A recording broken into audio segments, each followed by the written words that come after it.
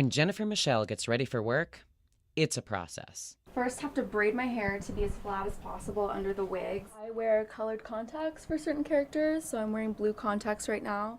Eyebrows, eyeshadow, blush, lip liner, lip color, lots of mascara, false eyelashes, because kids notice everything. Michelle is a professional party princess and the owner of the Los Angeles Princess Company. This means she spends her weekends behind makeup, wigs, and the wheel of her used Prius as she drives to gigs across Los Angeles. She can be any one of 9 princesses, from Cinderella to The Little Mermaid to Snow White.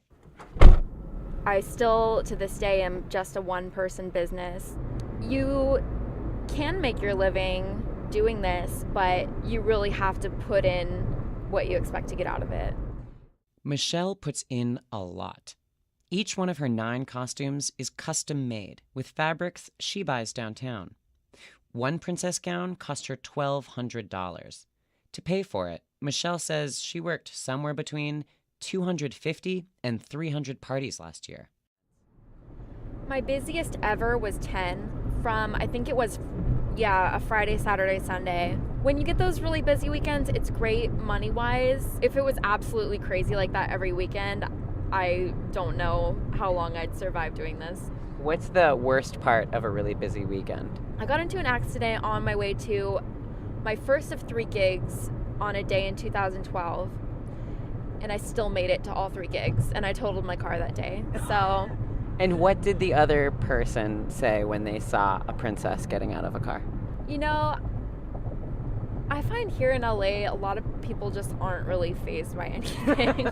For the most part, they're just like, oh, it's a princess driving a car. Is being a princess all it's cracked up to be? It is very rewarding. I think the aspect of working with kids is what makes it special. I mean, you are a very important person in their eyes. Oh, wow. Hi, everyone. Princess is here. Let's sing it together. Do you know the words? The window is open, so's that door. I didn't know they did that anymore. Who knew we all... Did they ever ask the Ice Queen or Ice Princess why it's so hot in LA if you're here? Oh, yeah. Really? They always ask the Snow Queen to do her ice magic. My answer to that is here in California, it doesn't snow, so I'm not allowed to use my powers, and the plants and animals aren't accustomed to snow, so it wouldn't be fair to them. You heard Michelle call her character the Snow Queen. To kids, that's probably Elsa in Frozen.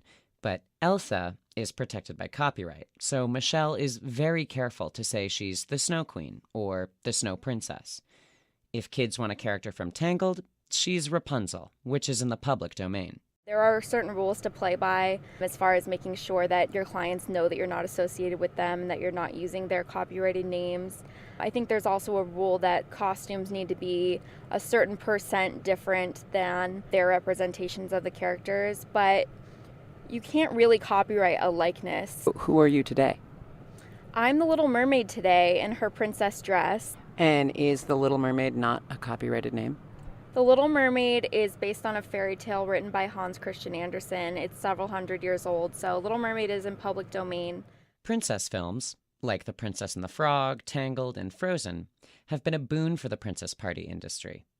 A Yelp search in the LA area returns 56 different princess party companies.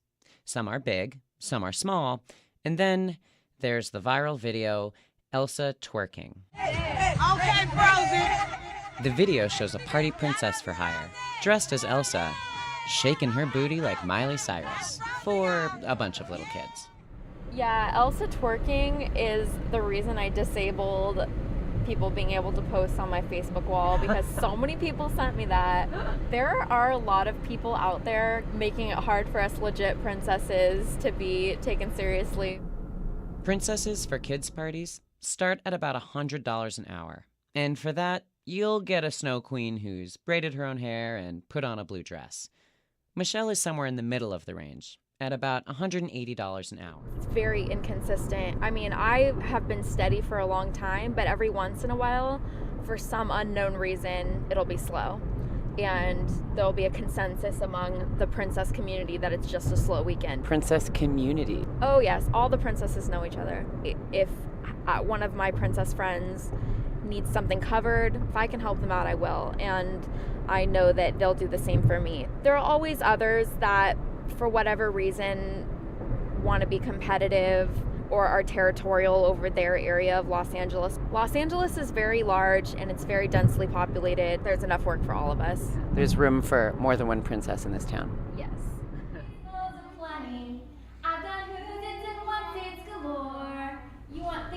This seemingly being really part-time, it seems ideal. However, I came out here to do other things in entertainment as well. I actually had dreams of working in entertainment. I auditioned for theme parks. I wanted to be a singer, and the princess thing was kind of a side job. I quickly found that that was the thing that people were willing to pay for. Although I still love to do musical theater when I can. My schedule now doesn't really allow for it much, but I still consider myself a real actor. Up where they walk, up where they run, up where they stand in the sun, wandering free. You can see photos from my day with Michelle at kpcc.org/offramp. For Offramp, I'm Mark Pampinen.